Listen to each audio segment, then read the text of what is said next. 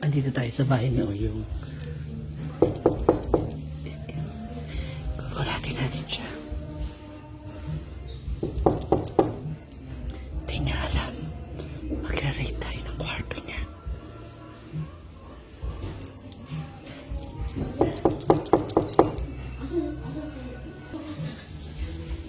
Yo, Telebisita ka, Day. Galing USA. Day, galing USA, Day. Ha? Tiyan! Ano? Parang busy ka doon sa loob. Yang? Wow. Ha? Boy, andito ka. Ha? Eh, syempre ano nga, di ba? Raid to, taas ang kamay. Ay, kilikili. Hindi kasi balita ko, may bago ka sa room.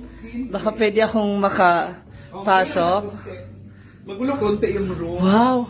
Oh, lamig dito ha. Oo. Naka-aircon. Aircon sa akin. Asan na aircon? Oh! Nakataas na pala yung aircon. Wow. Ay, ito pala yung kama mo. Oo, ito yung kama ko. Dalawa siya. Double kasi siya. Galing ako labas, karating ko lang din. Oh, taray. Bakit bang single lang? Di ba dapat pang couple? Kasi may Single lang kasi maganda pag single. Single ka lang. Hala. Para isa lang yung natutulog kasi kung dalawa kayo, maskip na. Hala. Diba hindi talaga... Hindi, single lang naman talaga kasi ako lang naman matutulog dito sa... Hindi kasya si Bear? Hindi ba Kasi siya... yan dyan, dito is sa gilid. Ay, katabi mo rin siya matulog. Taray. Yung bagong kama. Magkano naman yung ganyan, yung isang peraso? O, dalawa Dalawa na yan, 14 out 14? 40,000? 14! 1,414. Oo. Tapos, okay na rin ha. Uratex. Yuratis na to? Para. O Mandawi. Mandawi yata to. Taray. Mandawi. Mandawi. Ay, Jufoam. Okay din. Maganda rin tong Jufoam. Taray, pwede ako makiupo. Oo ka. Na. Malambot. Maganda siya pag yumugyug. Ikaw nga parang yumugyug. Ay! Ganyan pala pag nagyuyug-yug. Yug. Ganon. Tapos meron ka sarili mong table dito. Sa labas naman to, pero pinasok ko kasi yung mga malita ko pwede ko dyan ilagay. Pag, Okay. So ito yung niya. Ito yung binigay sa'yo, regalo sa'yo ni Pangga. Ha? Ito yung binigay niya sa akin nung bago ako pumunta ng Iloilo. Okay. Yung nag-tour tayo. Tapos itong curtain mo, ay window. Ilang yan? Sliding door yan, di ba? Oo. Dalawa siya. Dalawang siya. Tingnan ako. Taray. So, pag tatakas ka pala, kasya dyan, no? Pwede. Pwede. Oo. Pagtalon, tapa. Bulagta na kagad. Oo. Taray.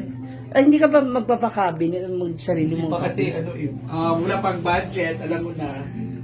So, kinulang ulit tayo ng... Oo, kailangan pa muna mag-ipon. Oo. Taray. Ano pa nitong teddy bear mo pala? Junior. Ha? Junior. Junior. Parang si David. Junior yan. Bakit Junior? Junior kasi, junior naman talaga siya. Junior mo siya talaga. Taray. Ano siya, babae na syempre lalaki. Lalaki yan siya. Junior nga no? Hindi mo man na-use na brownie na lang. Ganyan. Brownie kasi brownie. Hindi, ito brownie. Kasi Junior. Taray. Hi, Pwede mo, Junior, say hi, mami. paano kayo matulog ni ni Parang Junior? tutulog talaga kami, siya. Tabi kayo? Yes. Magkatabi kayo. Para na sa ganon. Oo, pero may ako. Feeling mo siya na rin yung katabi mo. Taray. Ang ganda. Ang ganda na ng room mo. Tapos tagligo. Pero ang lamig dito ha, in fairness ha. Tinan mo, wala akong Maraming pawis siya dito kasi. ha.